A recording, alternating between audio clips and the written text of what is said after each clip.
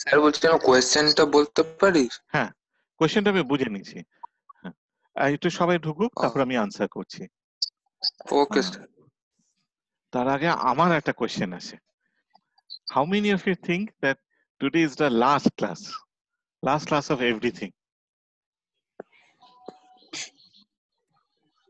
তোমরা দেখেছো তো ওই অ্যাস্ট্রয়েডটা আসছে?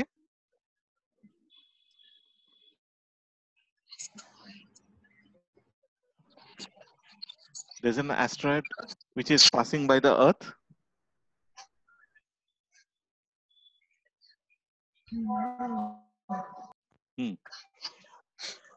So how many of you feel it's going to crash into Earth?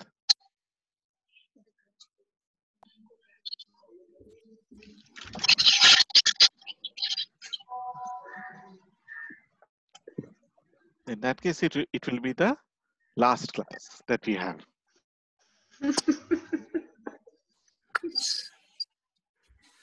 No exams, nothing.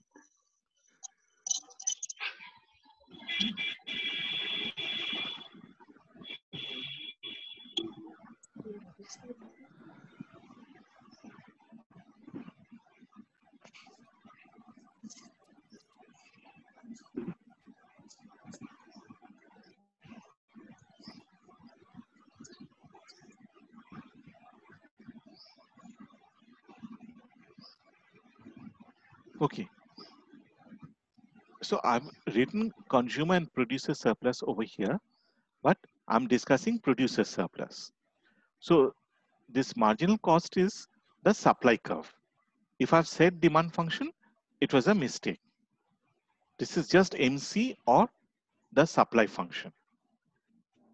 So if you want to find out producer surplus, we have to take the marginal cost or supply and its integral.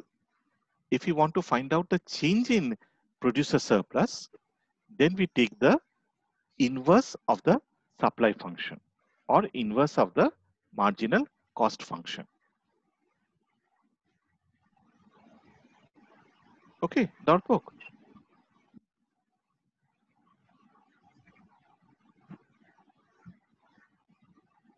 Sir ওই ইন্টিগ্রেশনটা sir x অ্যাক্সিসের সাপেক্ষে যখন px টা বার করা হচ্ছে তখন x এখানে অ্যাক্সিসের সাপেক্ষে হচ্ছে। হ্যাঁ, স্যার আমি বলছিলাম যে স্যার ওটা কি ওয়াই অ্যাক্সিসের সাপেক্ষেও করতে পারতাম? no, if you want to find out just producer surplus, then you can't. It will not make sense. আচ্ছা, তুমি বলছো যে হ্যাঁ ওইভাবে, হ্যাঁ তুমি বলছো যে তাহলে দাঁড়াও আমি হোয়াইট বোর্ডে চলে যাই।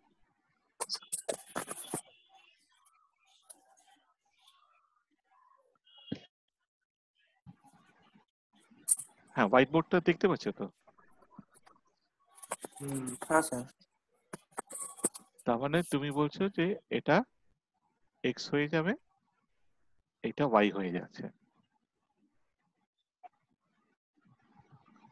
So this is the demand function. হ্যাঁ হ্যাঁ স্যার। হ্যাঁ, তোমার এইটা হলো কোয়ান্টিটি, এটা হলো প্রাইস। Let me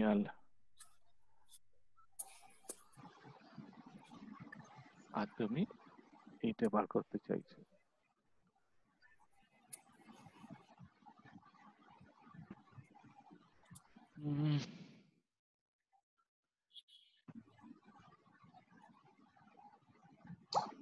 হ্যাঁ, theoretically you can, যদি এই অ্যাক্সিসটা এখানে টাচ করে, ঠিক আছে, if it touches over here, তাহলে তুমি সেটা করতে পারবে। কিন্তু ধরো তোমার ডিমান্ড ফাংশনটা এরকম হলো, ঠিক আছে, এখানটা ধরো অ্যাসিম্পটোটিক হচ্ছে, তুমি এইটার এই এরিয়াটা বার করতে পারবে, ঠিক আছে, কিন্তু এই এরিয়াটা কি বার করতে পারবে? কারণ এখানে তো অ্যাসিম্পটোটিক হচ্ছে। সুতরাং ইন জেনারেল তুমি যেটা বলছো যে প্রডিউসার সারপ্লাসও যদি বার করতে চাই, অ্যাক্সেসটাকে ইনভার্ট করে দেবো, সেটা করা যাবে না। We can't do it. We can do it only if the demand function or the cost function touches this.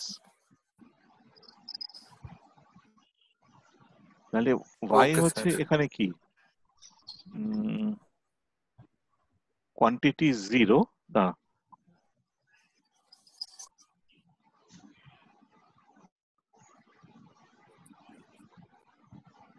x হচ্ছে the quantity,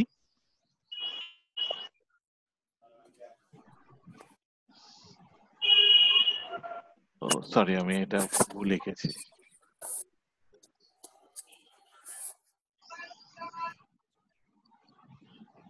So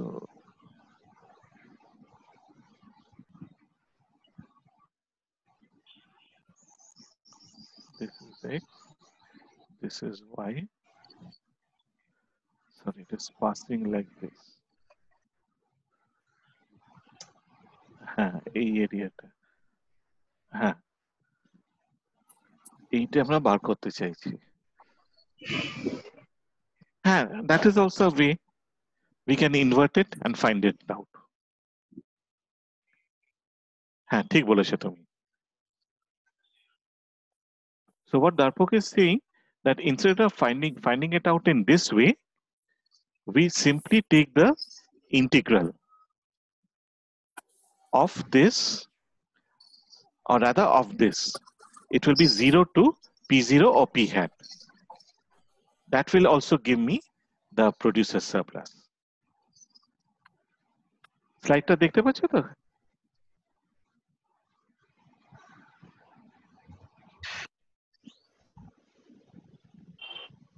So I can either find out producer surplus over here, or what I can do is I can use this formula.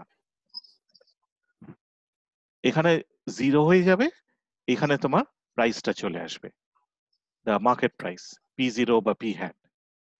ঠিক আছে? That is also another method. But normally we would not like to do it because we'll have to invert the function. It will involve an additional step. Achha. So we have shown how to calculate. হ্যাঁ বলো। Sir ওই যে MC থেকে ওই যে মানে ওটা P এর ফাংশন আছে, that is because of that MR equals MC relationship, right? Profit maximising relationship, because MC is a function of output, তারপরে ওটাকে মানে output as a function of price করছি। Why I'm saying that this is equal to supply? Yes, yes. Okay.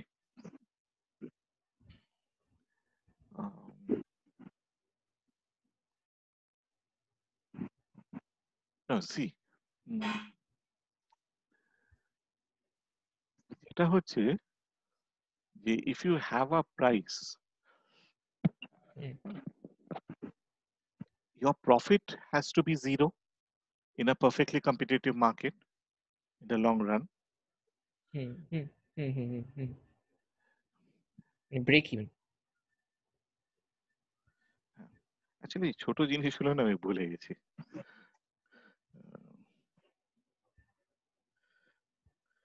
এখানে এক minute আমি নিজে করে নি, তারপর বলছি। This is price. এখানে পারফেক্ট কম্পিটিশন হচ্ছে বলেই তো হচ্ছে। হ্যাঁ হ্যাঁ, ও জিজ্ঞেস করছে কেন হচ্ছে। না না বোর্ডটা লাগবে।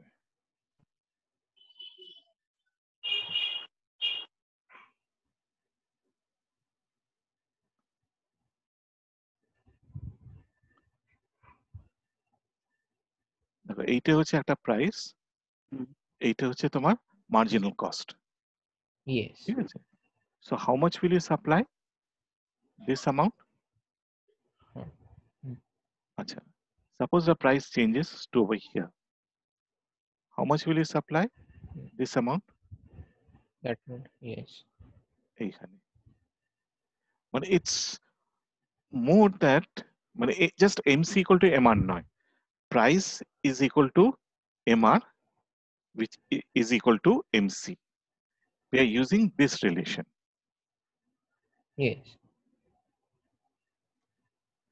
Price is equal to MR equal to MC. তুমি যদি শুধু হ্যাঁ। এইটুকুন দেখো তাহলে কিন্তু রিলেশনটা হবে না। We also have to include price. So given But price, sir, you in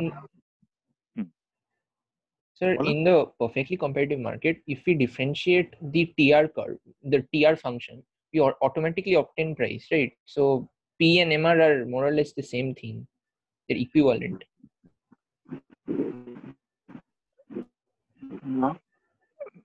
না মানে differentiation থেকে কেন আসছে?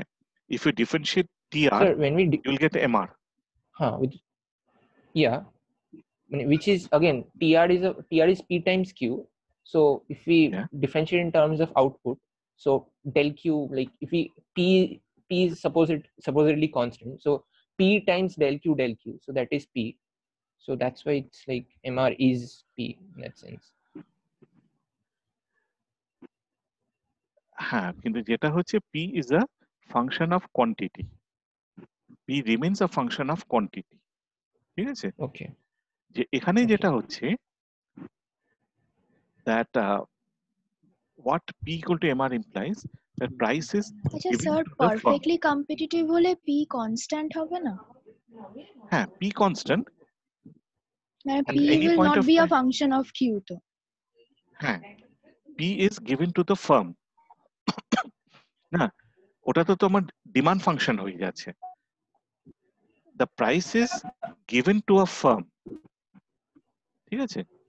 Okay. That means firms will have to accept this price. Yeah. In case of consumers will also have to accept the price. What will happen is that if the price is lowered or increased, then the demand of the consumer should change. Yeah. But because you've got a huge number of consumers, it doesn't really matter. It won't be affected. Okay. So here what we are basically seeing is the price is given. So it's P. Right. Therefore, if you have to sell more, an additional unit, you have to sell at a price of P. You can't change the price. So the demand function is, in other words, the demand function is perfectly elastic. It's horizontal. Horizontal. Market demand curve. So if you have to increase your revenue, you have to sell one unit more. How much will you get? You'll still have to sell at P. So that means your marginal revenue will be price. Right. So সেই কারণে এটা হচ্ছে। Okay, sir.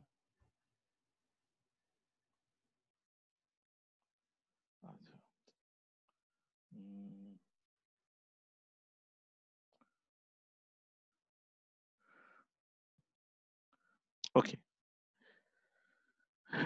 So this is producer surplus, and this is how you actually calculate producer surplus or the change. In case of a consumer surplus, again, this is just a definition. So you take the inverse demand function and you take it from 0 to Q0. And now you subtract P0, Q0. You subtract the total revenue. In case of producer surplus, it is P0, Q0 minus integral. Here it is the opposite. So I've not given you any problem regarding consumer surplus, but after today's class, I'll try to send you some more problems. And we can discuss them in the next week. Now, over here, the basic assumption was that the integrals were proper or well-behaved integrals. You can have improper integrals. Such integrals can be of two types. One is that the lower limit approaches minus infinity, or upper limit approaches plus infinity, or both limits can be infinite. The second possibility is that integrals of functions, you're taking integral of a function that is discontinuous at some point within the interval. So our interval is a to b. It is discontinuous at some point c, which is which lies between a and b. So in that case, we cannot directly apply the Riemann function. So can you please repeat?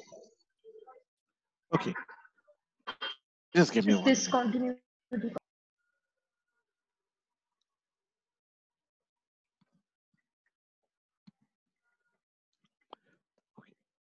So if you look over here, we have taken a boundary 0 to 7, and the function is perfectly continuous. There's no break over here.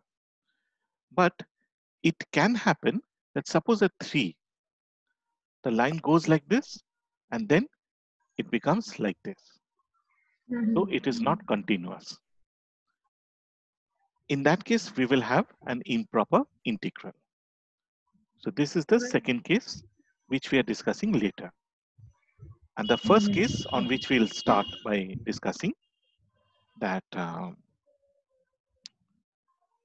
the function doesn't reach the limit. When it becomes asymptotic. Again, over here, you can see that it touches 0. Okay. But suppose the function comes like this and then goes on. It becomes a curve. So it is asymptotic. It never touches the x-axis.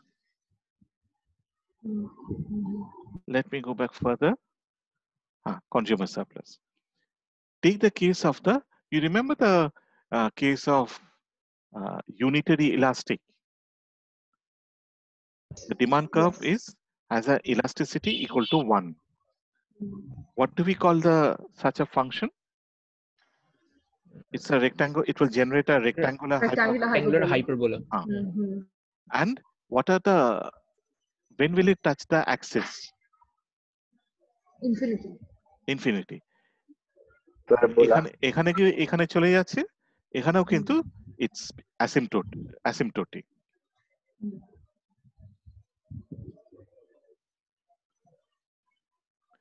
So that is a case when both limits approaches infinite.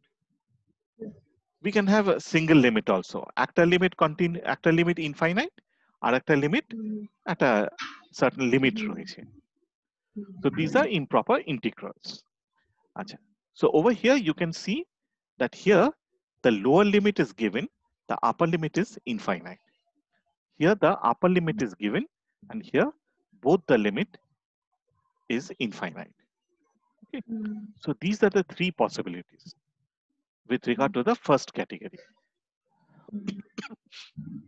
So in these cases, we simply write that it's the integral of a to c when c tends to plus infinity. Is the integral of a to c again when a tends to minus infinity. মানে এখানে lower limit টা tend করছে. And here it's a to 0 when a tends to minus infinity.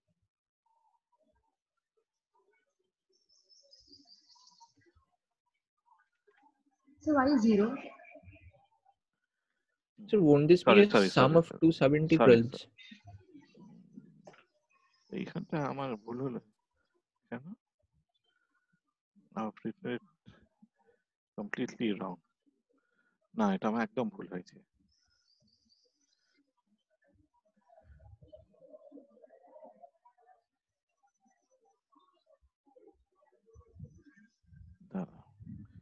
এটা হচ্ছে a to 0, এটা ঠিক আছে।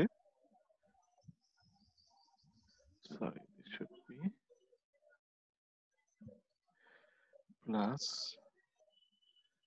this is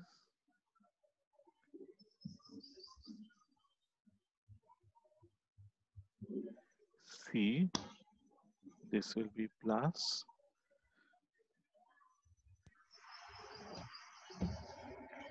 Zero to না এটা তো C রয়েছে।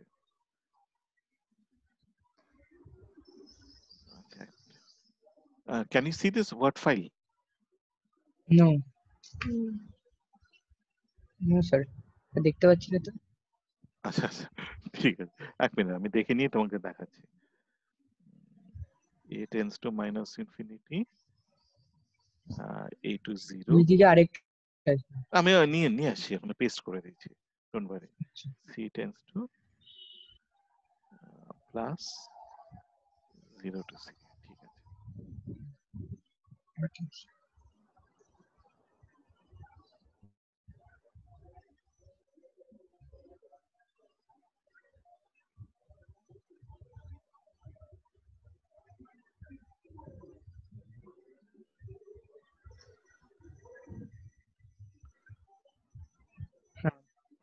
পিপিটিটা দেখতে পাচ্ছ তো?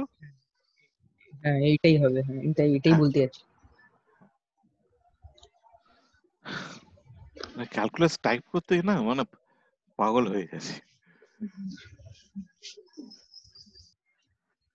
তো ঠিক আছে, what you can see over here is we break it up into two parts, A to 0 and 0 to C. মানে মাইনাস ইনফিনিটি থেকে 0, 0 to plus infinity.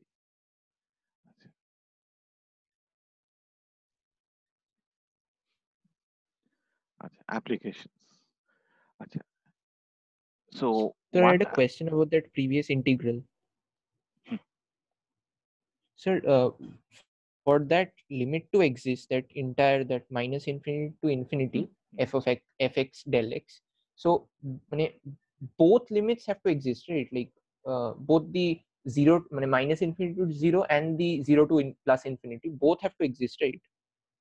Huh. So Right.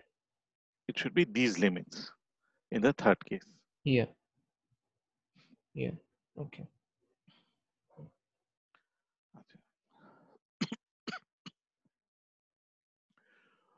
Okay, now we are applying this to find out consumer surplus in a very special case when you have a constant elasticity of demand.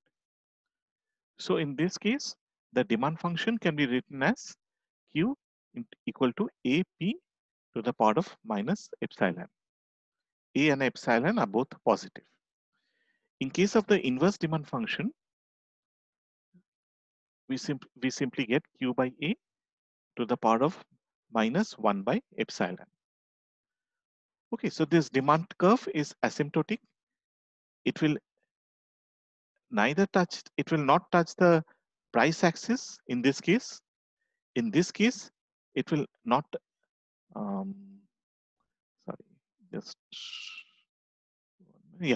it will neither touch the price axis nor will it touch the quantity axis. Okay. Okay. Now, the consumer surplus received at price equal to P0 is given in this form. Okay.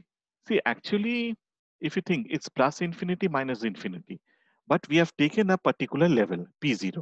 That's why we need not bother with the third rule. The third rule will not apply. আমরা এখানে এমন একটা মানে plus infinity minus ইনফিনিটির মধ্যে একটা boundary নিয়ে নিচ্ছি, সেখানে কিন্তু লিমিট রয়েছে। আচ্ছা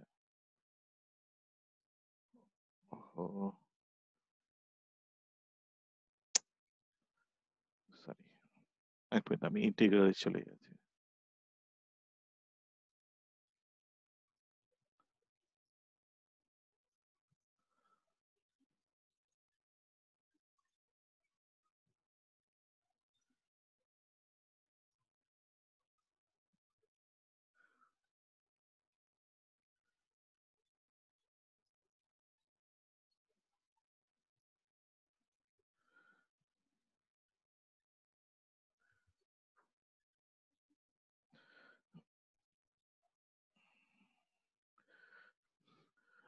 আচ্ছা, এখানে আমার একটু ভুল হয়ে গেছে।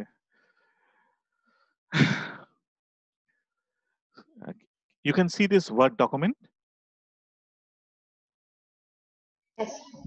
Okay, so I'll type over here. Hmm, আচ্ছা। So as you can see that this is an improper integral of the first type, where you have the a, but it goes up to plus infinity. So in that case, it will be limit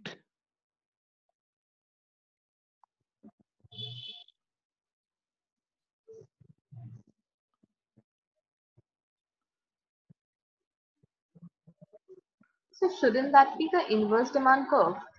And we'll integrate with respect to DQ. we have inverted a demand curve. So when we find out CS, it should be integration like Q naught. Q রেসপেক্টে করছি, তখন আমি P0 Q0 করছি, ঠিক আছে? But if I'm integrating with respect to dP, then I need not take this amount.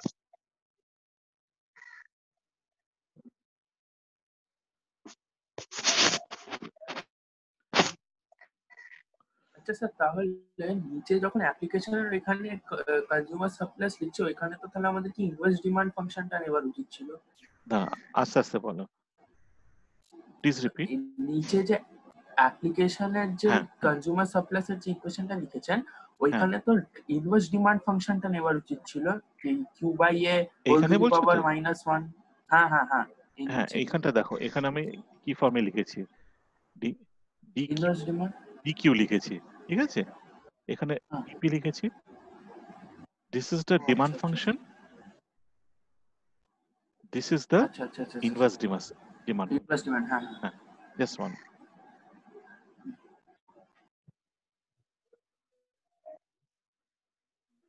ঠিক আছে, আচ্ছা,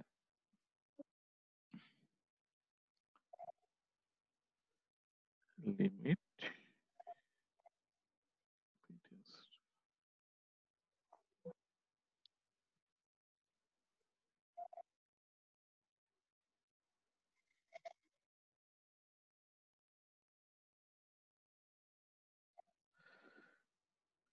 p tends to infinity হলো, আচ্ছা, এইটা হয়ে যাবে p hat।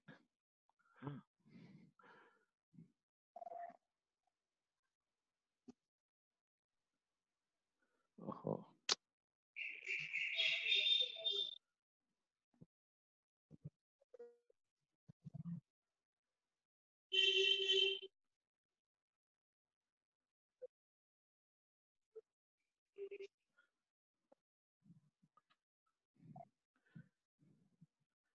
this should also be p hat।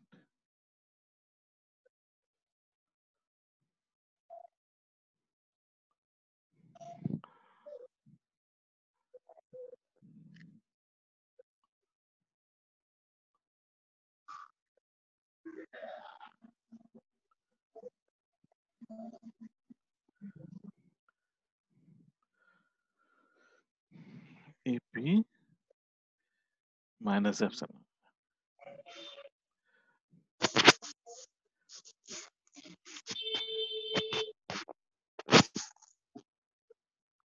ঠিক আছে, এটা বুঝতে পারছো তো?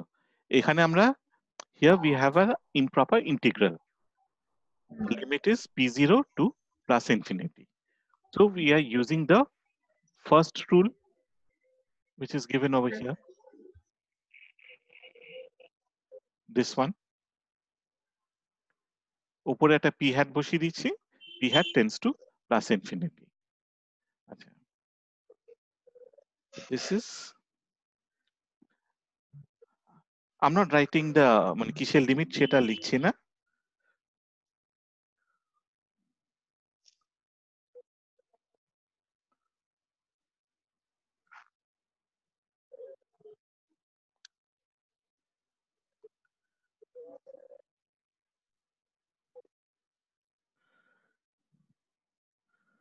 So this will be A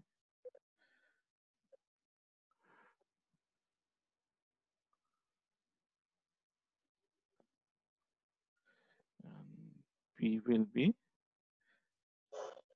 1 minus epsilon.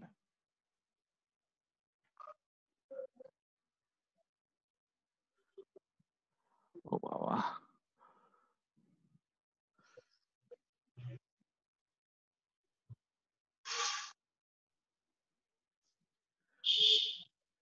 এটা হচ্ছে কত? P hat. Oof.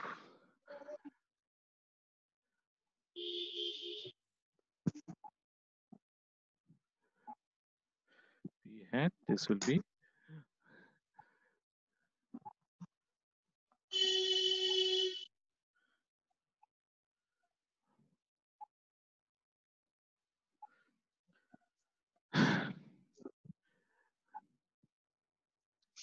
ঠিক আছে, তাহলে এটা হচ্ছে ইন্টিগ্রালটা, এটাকে ইন্টিগ্রেট করলে আমি এরকম একটা টার্ম পাচ্ছি, আর এটা হচ্ছে ইন্টিগ্রাল লিমিটস গুলো।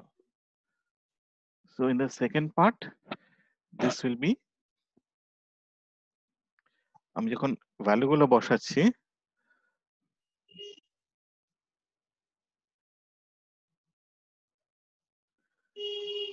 এইটা বাইরে চলে আসছে, লিমিট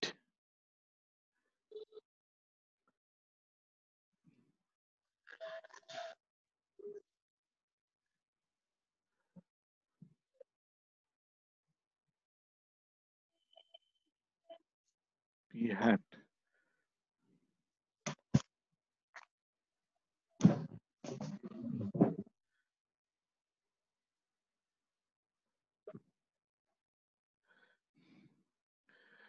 বাবা, এটা আবার কি করে করবো?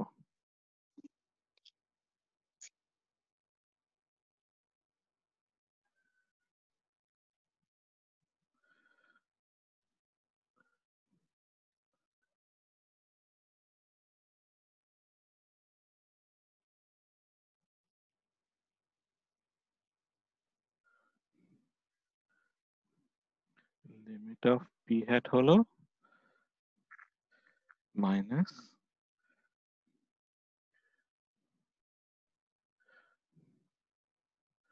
আচ্ছা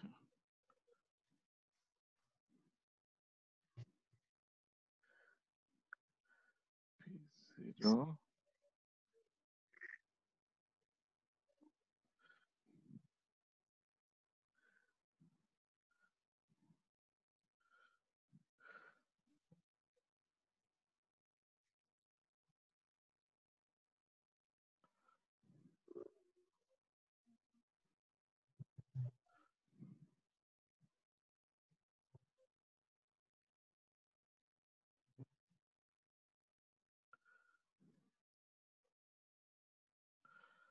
ঠিক আছে।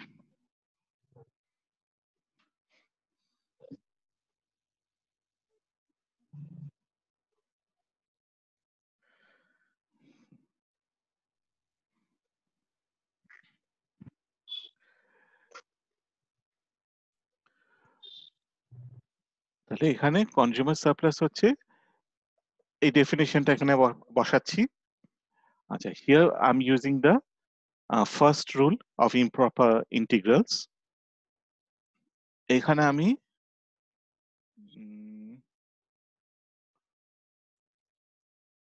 না, এটা ডাবল হয়ে গেছে, এখানে ওই ফার্স্ট রুলটা অ্যাপ্লাই করছি। Here I am integrating and the limits are p0 to p hat. আচ্ছা, এখানে আমি p0 বসিয়ে দিচ্ছি। Here I have p hat, so p hat will be is tending to plus infinity. Okay. Acha, now if epsilon is greater than 1, right, we will have 1 by p to the power of something. ঠিক আছে, তাহলে if p tends to infinity, it will become 1 by 0.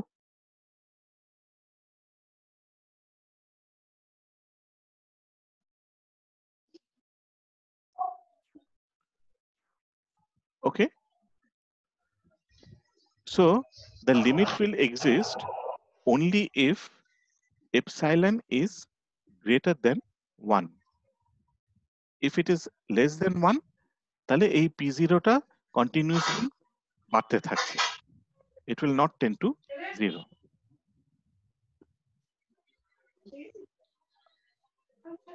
Do you understand this, what I'm saying?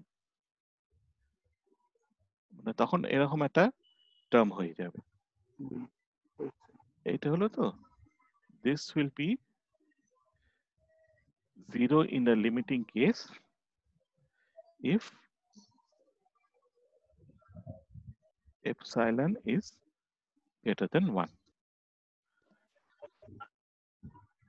So in this case, we have to take the mod then, because consumer surplus cannot be negative. No, in that case, a by 1 by epsilon will also be negative. Yes. Right. But a positive বলেছে, and if epsilon is less than 1 তাহলে তো পুরোটা positive আসছে। না, এটা positive The হচ্ছে. epsilon is greater than 1. Yeah, right. আচ্ছা, This is positive. Sorry, this is negative and this is negative. Right. ঠিক আছে? So a limit will exist only if epsilon greater than 1. If epsilon is less than 1, then this part will not have a limit. মানে তখন p পাওয়ারটা positive হয়ে যাচ্ছে. So that means as you increase p is going to go up continuously. Okay? এটা আমি তোমাদের ঠিক করে আমি পাঠিয়ে দেবো. I'll change the slide. Achha, so I'll end at this point again. I've got only 2 minutes left. Is there any question?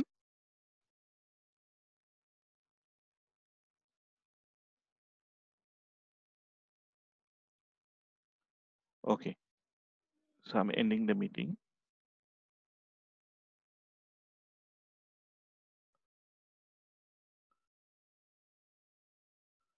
Okay. Can you also see this screen? Yes, sir. Okay. Yes, sir. Yes, sir. Okay. So in the earlier session, I had just shown how to derive this. Now we are taking another demand function. So the demand function is Q equal to 50 P to the power of -2. And price is 10. So we are taking from 10 to infinity. So we are putting a limit price over here, p tends to infinity. So we integrate 50 and this, we get this.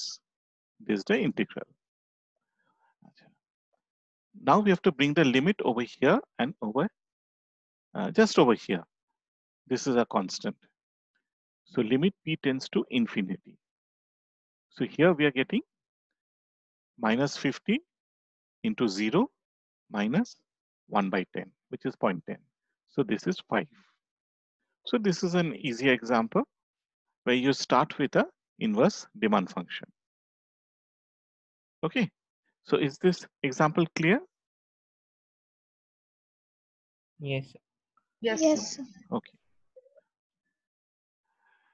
Actually, it depends on the nature of the demand function. If it's complicated, this will also become complicated. So what you have to realize is you have to identify which case it is. Which of the 3 cases you have to apply, and then use that definition accordingly. So in here and over here, we are applying the first case. So we simply put a p, and then we integrate as usual. ঠিক আছে? আর এখানে দেখবে যে এখানে যেমন p নেই, আমরা লিমিটটা আনবো না। এখানে p আছে, এখানে লিমিটটা আসবে। So we have another demand function over here. This is p to the power of -1. Okay, but it is in other ways it's like the same. So we are integrating from 2 to infinity. So that means we should make it 2 to this should be actually P. Limit P tends to infinity. So the demand function is 20 by P, 20 by P, 20 by P. So 20 comes out and we are integrating from 2 to P. So log P minus log 2. So when we take the log, the limit of this log, P tends to infinity, the problem is that this is not a finite value. Okay, so log 2 is easy, we can find it out.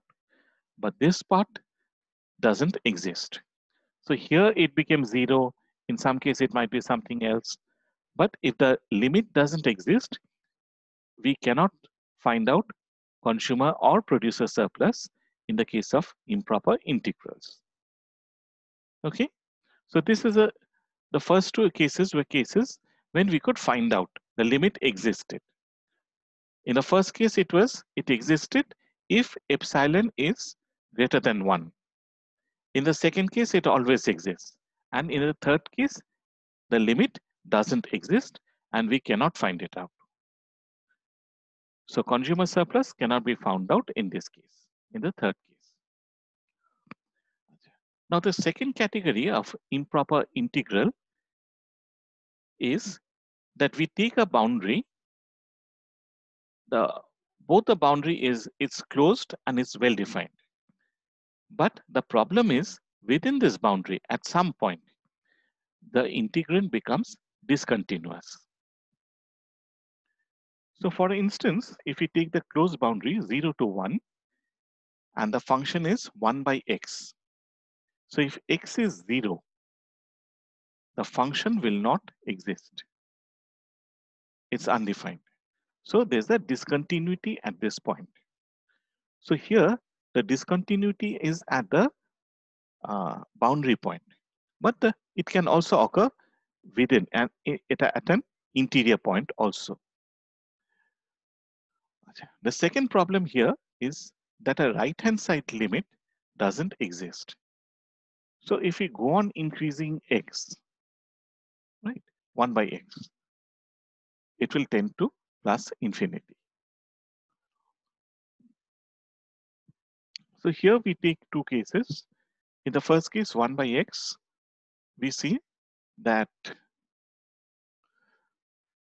the first function is not finitely valued, but the second function is finitely valued. Okay. But both of them are discontinuous.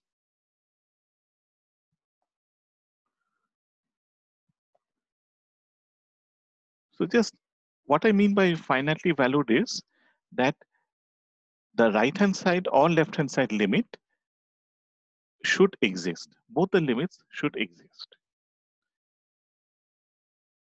So in the second category of improper integrals, there are two problems. In all cases, you will have discontinuity within the range. In addition, there may be another problem, which is the function may not be finitely valued. That is, either the right-hand side limit or the left-hand side limit may not exist. But it is also possible that both limits exist. Okay, so this is not a essential feature of improper integrals.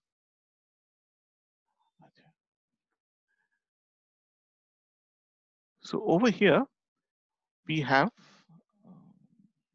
sorry, just 1 minute.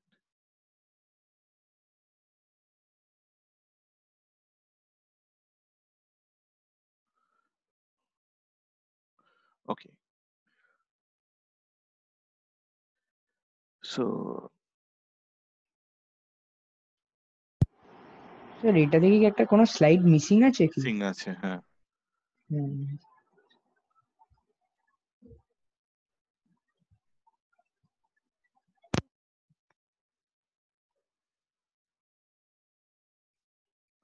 এই জায়গাটা missing.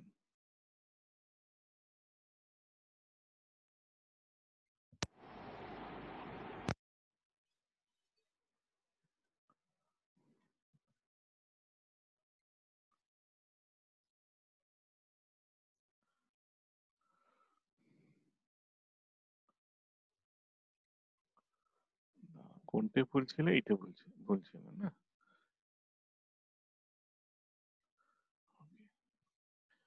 হ্যাঁ তাহলে এখানে আচ্ছা তোমরা bond console এগুলো করেছো কি ম্যাক্রোতে? Sir, when we broke up due to the the lockdown, we had stopped with Keynesian, but sir had told us to study money, interest, and income and monetary policy. আচ্ছা না সেটা না, do you know what a console is? No, sir. No, sir. আচ্ছা ঠিক আছে। So over here what is happening is that you're receiving a final an infinite stream of payments. See, normally if you purchase a bond, what is a bond? A bond is if the government issues a bond. By the way, can you see this PPT? Yes, sir.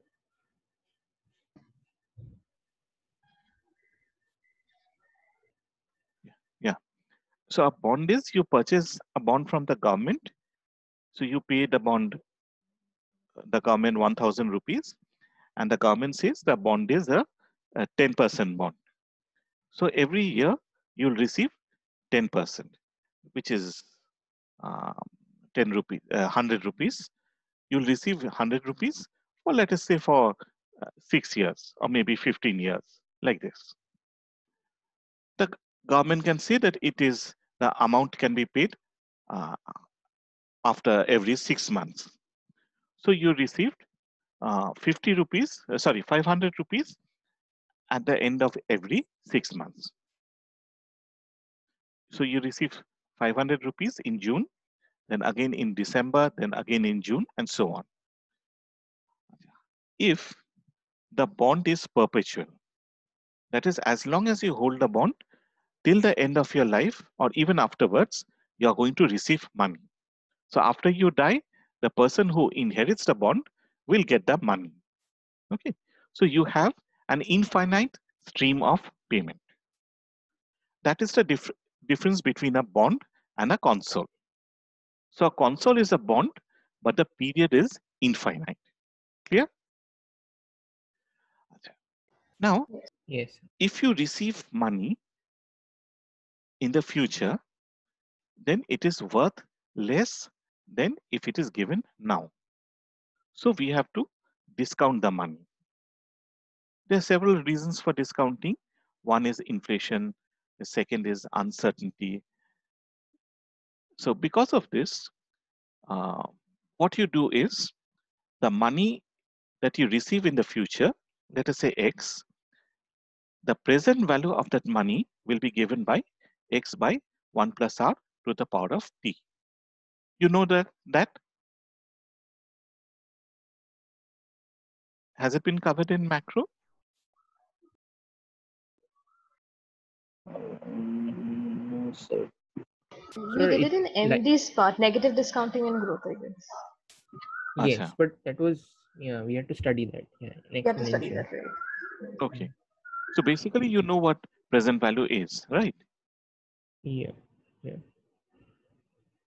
No, if you're not clear, then I'll discuss it in greater details. Sir, Discuss it. Yeah, discuss. Yes, sir. Discuss. No, in that case, I won't discuss it because I have a meeting at 1:30. So I'll end the class over here. I'll send a slide to you, adding the present value. I have only 2 slides left. So I'll cover that next week. ঠিক আছে? Okay, sir. I need a little gap for the meeting. Okay. Okay, so Wednesday, we'll meet again. Okay, sir. Yeah, I'm sorry I'm closing the meeting a bit abruptly.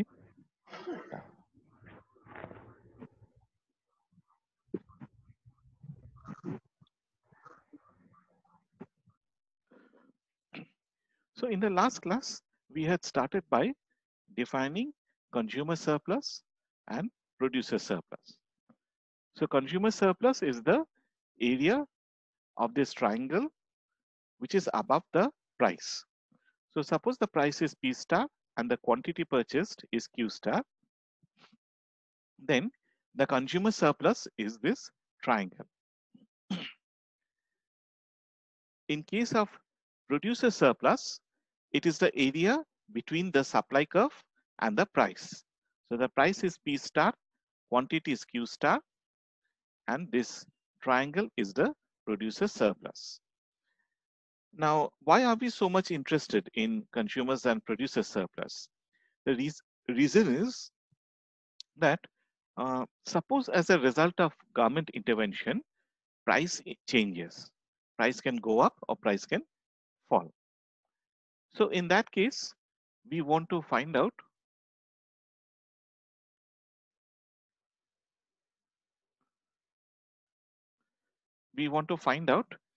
what is the change in welfare.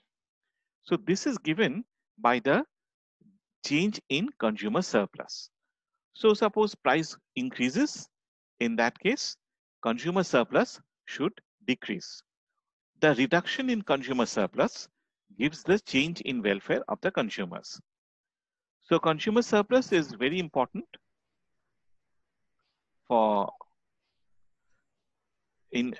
policymakers. In case of producer surplus, similarly, the producer surplus gives the quasi rent or profit, the short run profit of the producer. So if you want to evaluate the change of a policy on the producers, the best indicator is the change in short run profit or the change in producer surplus. So if we want to measure producer surplus, then we can use integral calculus.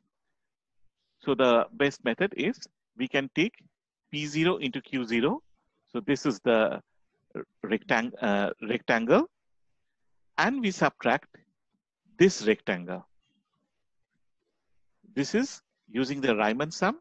It is the derivative of, it is the integral of marginal cost from 0 to, this is 0 to Q0.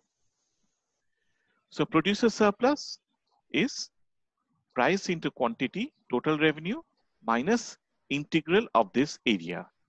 Now, we are integrating marginal cost. So that means we are integrating total variable cost. Therefore, instead of writing this integral, we can also write total variable cost at Q0. So this will also give me the estimate of this rectangle.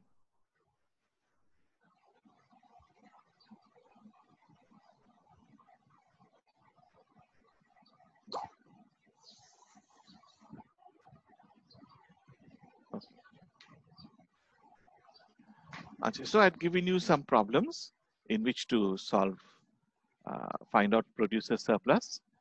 Now, as I've said, that we are interested not in consumer or producer surplus per se, but in the changes in these surplus. The change in consumer surplus, the change in producer surplus. So one way of finding out the change in producer surplus is that suppose we have a price of Q0.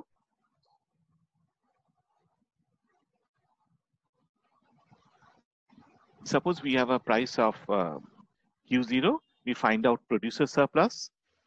The price changes to P hat. We find out the producer surplus in that case.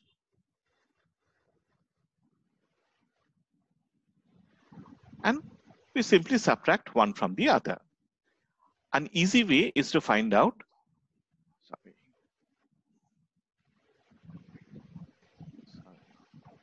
an easy way is that we simply take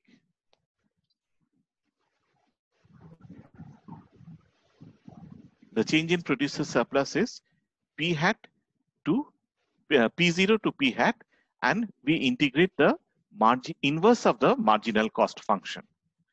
So marginal cost is cost as a function of output, but we invert it so that cost is price is now, cost is, Q is a function of the cost or price. Therefore, the integration is inverse of marginal cost dP, and we take the area between P0 to P hat. So in other words, we are simply finding out the integral of this. So it's very easy to see that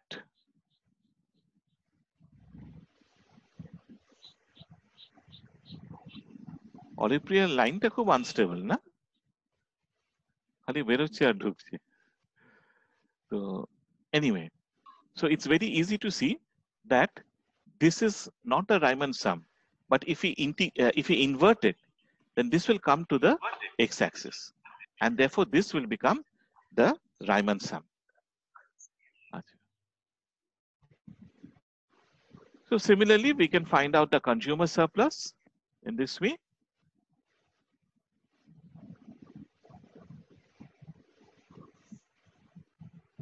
And then we had moved to improper integrals. What are improper integrals? Improper integrals can be of two types. See, when we are integrating, we take the integration between 2 points. Both points are finite.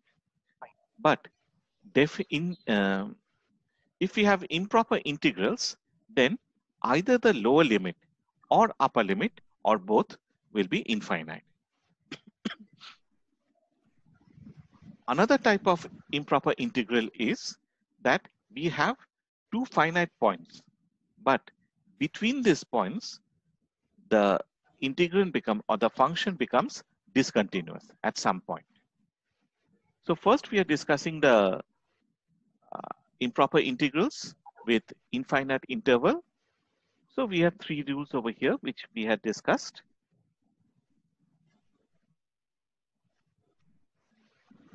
And then we had come to this application. We had stopped at this point. Okay. So let's look into this application more carefully. So we have a constant elasticity of demand, and this can be written as quantity equal to A P to the power of minus epsilon. Epsilon gives the elasticity of demand, and you can see that elasticity is a constant. Therefore, price elasticity of demand will also be a constant. So this type of demand curve is asymptotic to both the x and y axis. It will touch neither the x axis nor the y axis. So the consumer surplus that we have at price P0 is P0 up till plus infinity. And this is the demand function to dP. So this is an improper integral of this type. So we have to write this in this way. We have to use this formula.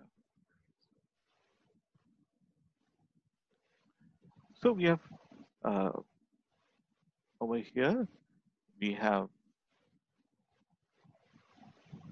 written this, use the formula, and then we are integrating. So the integral of A P to the power of minus epsilon is given by this. And we are integrating from P0 to P hat when P hat tends to infinity. Okay. So A divided by 1 minus epsilon, that is constant. So we bring it out of the limit. So this is out of the limit. And then we take the limit of this. So P hat, we substitute P0 and P hat in place of P. So we have P hat 1 to the 1 minus epsilon minus P0 to the power of 1 minus epsilon. This is equal to, see, 1 minus epsilon, if epsilon is infinity, then this will become P hat 0. P hat to the power of 0. So it will become 0. And this is simply minus P0 to the power of 1 minus epsilon. Now, if epsilon is, sorry, over here, let me explain this part. We can have three cases. Epsilon is equal to 1. In that case, it becomes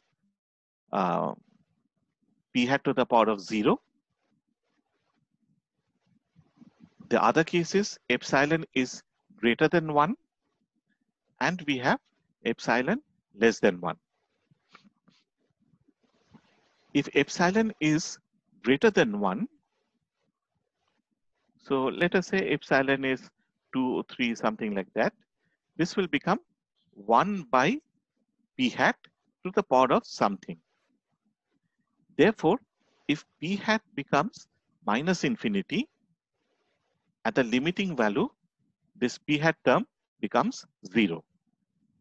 But if epsilon is less than 1, then P hat will be in the numerator.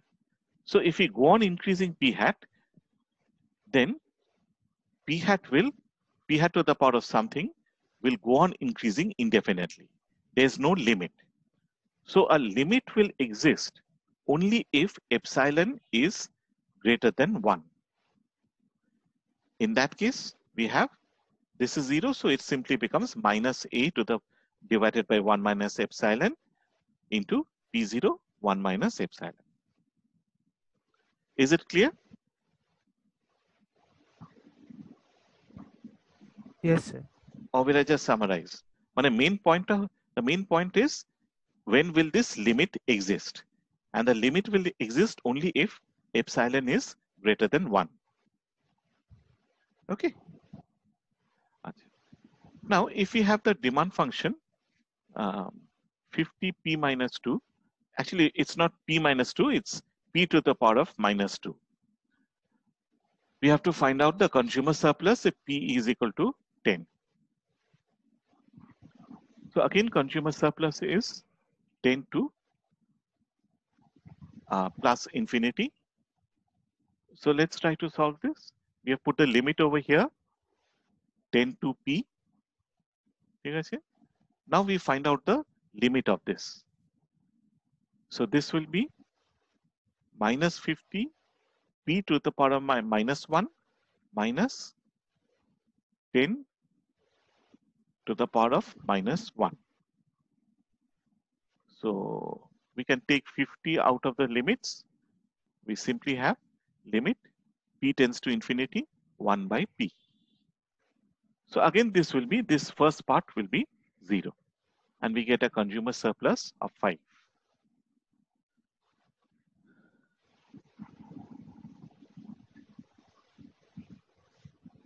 Okay. What we have done over here is we have jump steps. We have integrated and put in the value of p and 10. So this is, we have put in the value of p. Here we have put in the value of 10. Now, if the demand function is 20 p to the power of minus 1, what will be the problem? Just see whether you can understand this.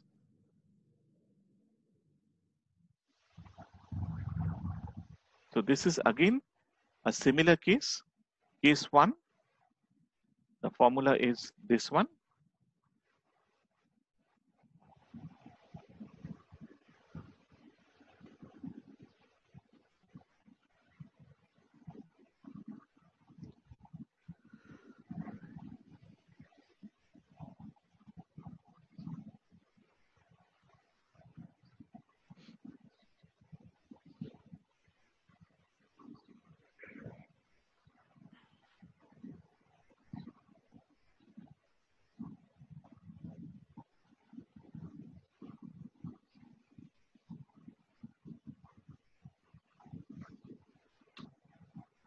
So just see whether you can understand the steps over here.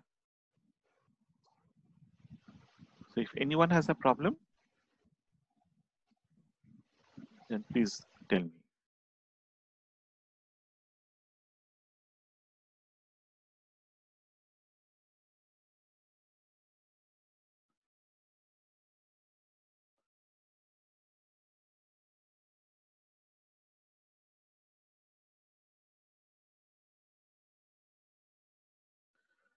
Okay, so over here we have limit p tends to infinity log p.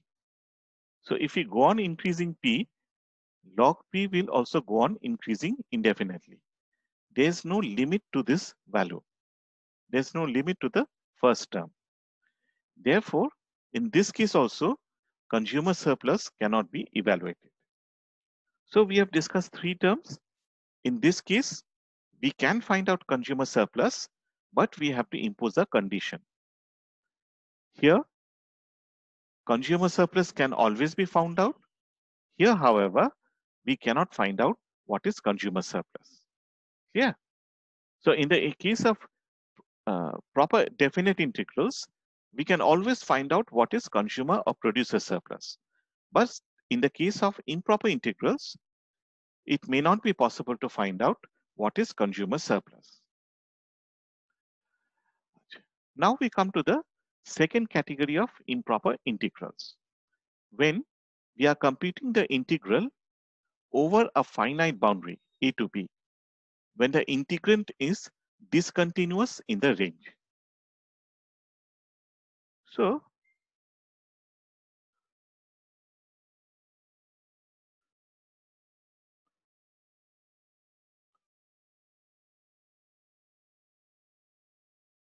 we are taking a boundary like this. We want to evaluate the function within this boundary. And suppose it goes like this. So it is continuous. And now it is like this. This is a kink over here. And which means there's a discontinuity at this point. Okay, the functions that we were dealing with were continuous like this. So in this case, there's no problem. But over here, we have a problem, right?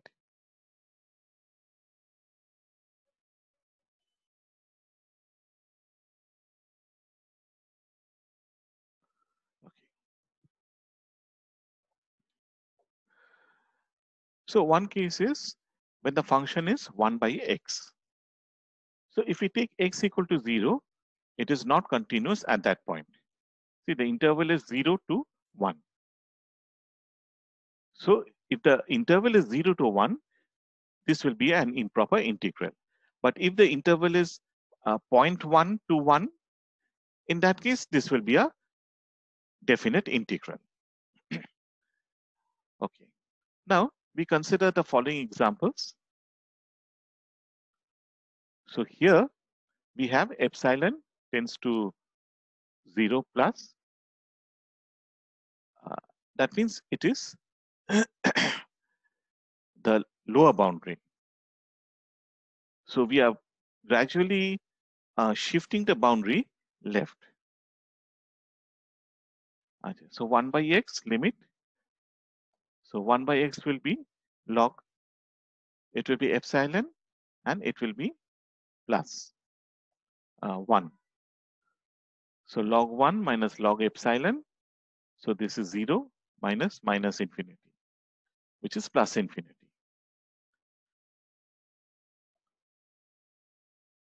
But if we take x to the power of 1 by x to the power of half, then we have 2. So here, the first function is not finitely valued. The second function is finitely valued. So why are we taking ln epsilon to be minus infinity? Which line? So the third last line. Yeah. Yes. Yeah. What was your question, please? So why are we taking ln epsilon to be minus infinity? So we are evaluating plus infinity. So ln 1 minus ln e. Okay, okay. Over here.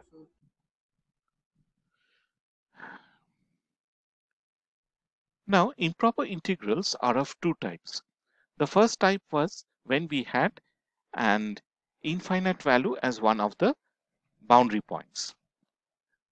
The second type of improper integrals occurs if the integrand is discontinuous within the boundary.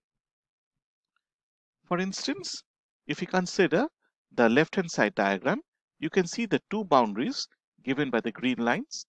The function, the integrand, is given by the red line. You can see it is continuous over here. It is also continuous over here. But at the point, at the kink, it is discontinuous. So this is the second category of improper integrals. An example is fx equal to 1 by x within the interval 0 to 1. It is continuous at 1. If we reduce the value of x, it is still continuous. But if x equal to 0, then it is not continuous. There's another problem with this function. The right-hand side limit does not exist. The limit x tends to 0 plus means that we are reducing the value of x and approaching 0 from the right-hand side of the number line. You can see that when at the limiting point 1 by x, it is plus infinity. Now you have a problem with the first type, with the first line. When limit epsilon tends to 0 plus, integral of 1 by x dx.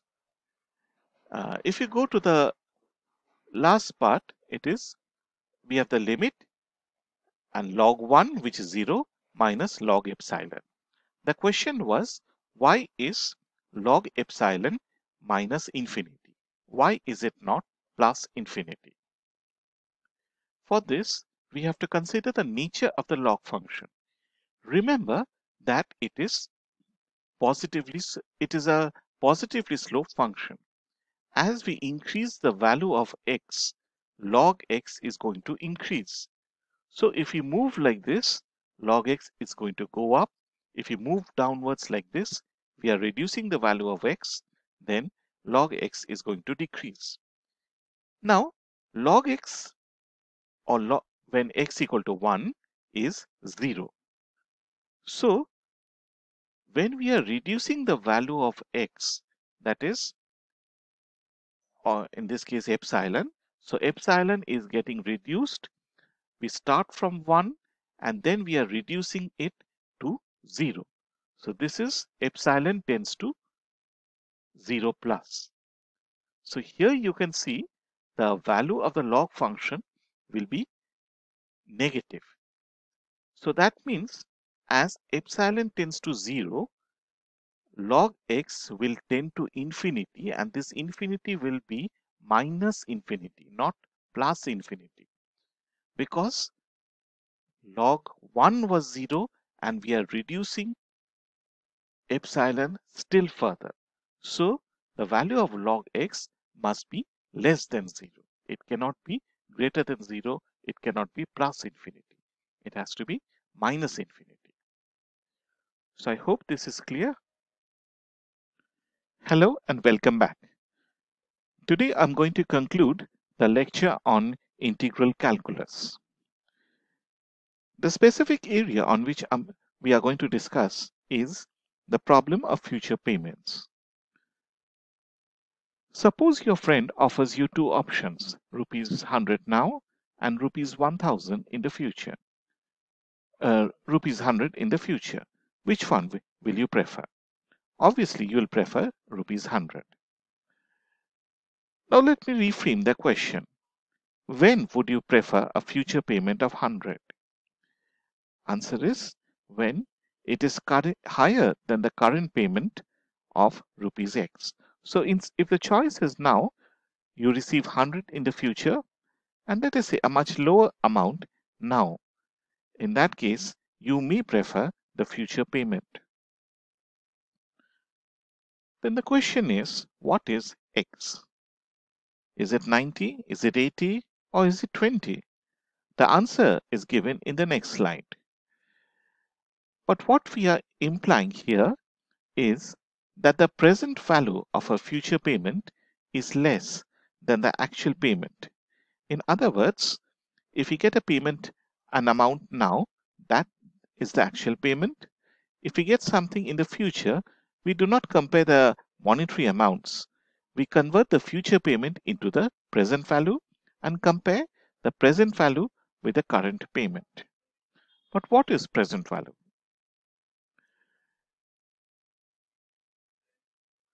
What we are basically saying is that if we receive a future payment, we discount or reduce the value of the future payment when we compare it with the present payment.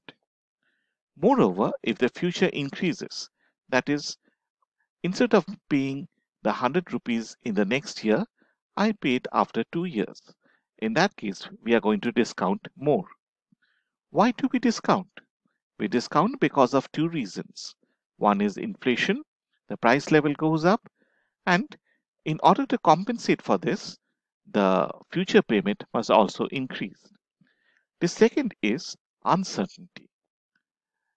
When I'm promising something in the future, there's also a threat that the promise may not be kept. So we would prefer a payment in the current period about which there's no uncertainty or doubt. Now, as I said, how do we discount? Now, suppose we can invest the money in the bank at our rate of interest. So after 1 year, the amount that we have got in the current period becomes 100 plus R into 100. The first term is the principal, the second is the interest. So this is equal to 100 into 1 plus R. So the equivalent is that I pay you 100 into 1 plus R after 1 year. That is the future payment. Or I pay you 100 now, but impose a condition that you can consume it after 1 year. So this is the current payment. Well, as you can see, both the options are same if we assume there's no uncertainty. The present value, therefore, of X rupees now, of X rupees is 100 into 1 plus R is 100. The future value of 100 is 100 into 1 plus R. So we will be indifferent between a future payment of 100 into 1 plus R and a current payment of 100. If we get a current payment less than 100, we will prefer to get the future payment. If we get a current payment greater than 100, we will prefer to receive the current payment.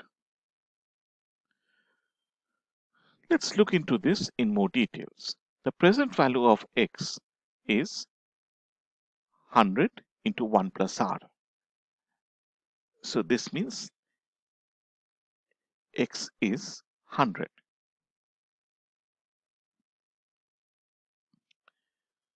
So after 1 year, the present value is given by the amount that you get divided by 1 plus R. If the payment is received after T years, then the present value is X divided by 1 plus R to the power of T. So if the rate of interest is 10%, then the present value of 200 rupees after 1 year is 200 divided by 1.10. This is equal to 181.8. The present value of rupees 200 after 2 years is 200, and now we divided this by 1.10 to the power of 2. Now consider the case of bonds. Bonds are issued by the government. They are issued at what we call a coupon price and a coupon rate of interest. The coupon price is the issue price of the bond. Suppose this is 1000 and the coupon rate is the rate written on the bond. Suppose this is 10%. So the third important characteristic of the bond is the period. Let us suppose it is 10 years. So the persons who purchase the bond will get an amount of rupees 100, which is 10% of 1000 every year for the next 10 years. In the 10th year, he also gets his 1000 back. Now suppose the inflation rate is 15, then the real value will be M by P. So this is the discount rate. We are going to discount the amounts that we received by the price level or the inflation level. So the present value is the person has to surrender has to surrender 1,000 to purchase the bond. So in the first period, it is minus 1,000. After 1 year, he gets 100, but this has to be discounted at 1.15. In the second year, he gets 200. Now the discount rate is 1.15 to the power of 2. In the third period, the discount rate is 1.15 to the power of 3, and this goes on till the 10th year. In the 10th year, he gets the 1,000 back, which is the principal, and the interest rate.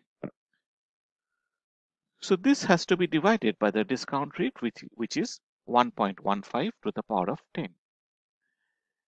So he calculates the present value, and if PV is 0, he is indifferent between purchasing the bond or holding on to the money.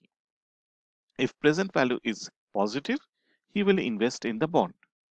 And if present value is negative, he will keep his money and not purchase the bond. Now, in this case, time was discrete. So we have chunks of time, the entire 1 year, then another year, third year, and so on.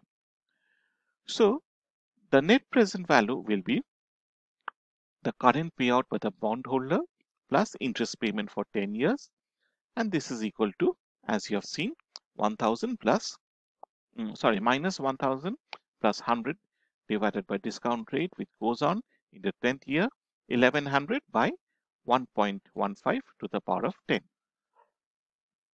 So this is minus 1,000 plus summation of 100 divided by 1 plus r to the power of t, when t starts from 0 and goes to 10.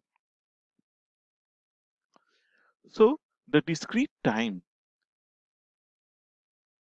what we are discussing, if we have discrete time and we have a fixed duration, then the present value of the interest payments are summation of from 0 to 10, 100 divided by 1 plus r to the power of t.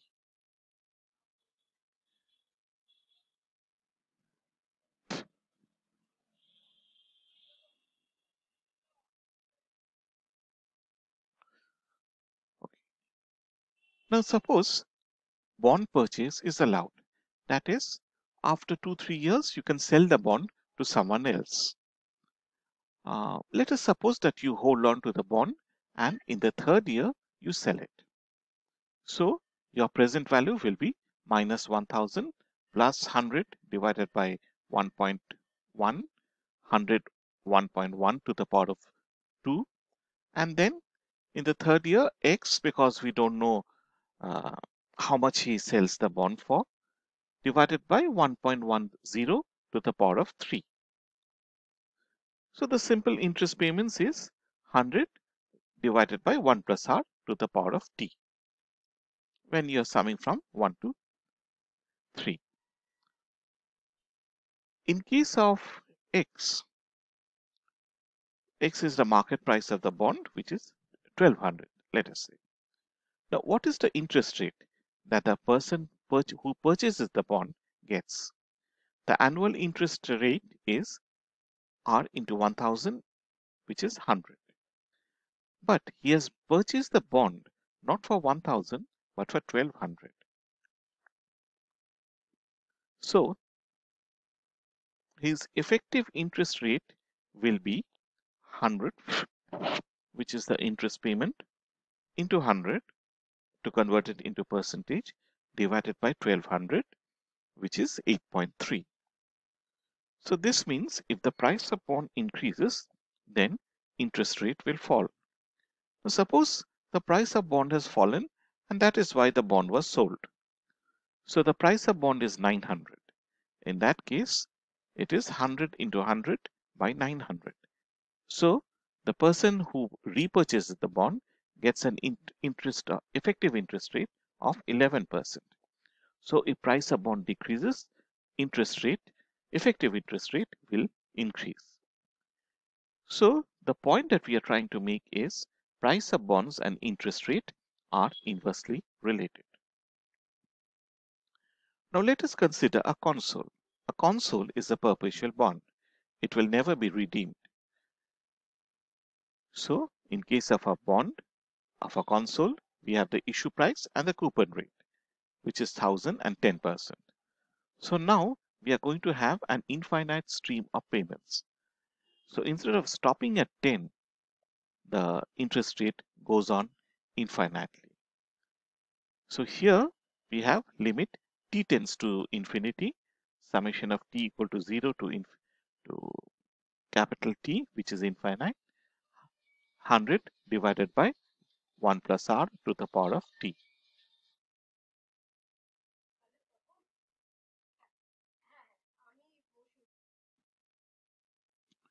So as I said, a console is a perpetual bond, and the face value is 1000, the rate of interest is 10%, so that the annual interest received is 100 rupees. It will never be redeemed. So in the first period, the present value is 100, which is r into 1000. So after 1 year, the person gets an amount of 100. In the second year, if it is compounded, then the interest is paid on the first 1000, the face value of the bond, and on the interest received in the second year. So this is R into principal plus interest in the second year. In the third year, the interest is calculated on the principal, the interest on the first year, and the interest in the second year. Let us ignore this compounding. We are simply going to consider the simple rate of interest, and what we want to do is calculate the present value of the interest received from consoles. We are going to do this under two types of setting: when time is discrete and when time is continuous. If the interest rate is compounded continuously over time, then the present value of B received at the end of t years is given by present value equal to B into e to the power of minus RT. Sorry, so here the assumption is compounding, not simple interest. If the payment is made over an infinite period of time, then the present value is PV equal to limit t tends to infinity, summation of small t equal to 1 to capital T, and the amount is B into e to the power of minus RT. Now, if the annual payments are spread uniformly over the year, so we are moving from discrete time to continuous time, then instead of a single annual lump sum, we have a continuous stream of payments. The present value of this continuous payments is given by limit capital T tends to infinity, integral of 0 to capital T, B into e to the power of minus RT. You can see that this expression is equal to B by R. Therefore, if you are asked what is the present value of a console, you don't have to worry too much. You simply find out what is the face value of the bond, that is B, and what is the rate of interest, which is R, and then you divide B by R. Now, if you look into this slide, then you will see that we have two types of payment. In case of the discrete time period, when you receive payments after every 1 year, the interest payments are given by the present value of the interest payments are given by the rectangles. So R1 is the present value of the interest after 1 year, R2 is the present value after 2 years, and so on. On the other hand, if you take a continuous time, then the entire area under the curve should be considered. So what is the difference, or what is the difference between the interest payments under these two schemes? Well, you simply subtract the interest received when time is continuous, and you subtract from it the interest payment when time is discrete. So you can see that this will be given by the shaded areas. Therefore, you should always prefer receiving the money in continuous time.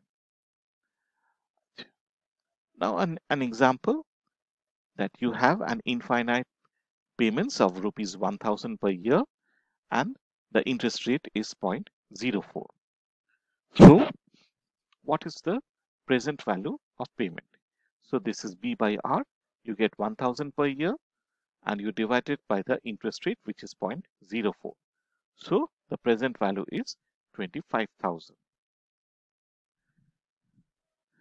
Finally, we consider the case of indefinite integrals, or rather improper integrals.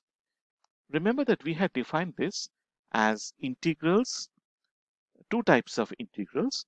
One is when either of the two limits are infinite, and the second possibility when we have improper integrals is that within a particular range, the function is not continuous. So we can think that within the range, we have a straight line which breaks off, and then the slope changes from that breaking off point. So at the point where the slope changes, the function is discontinuous. So again, we have rules over here. I have stated the rules. Please read them. And fortunately for you, there will be no applications. So, well, this is just for your knowledge.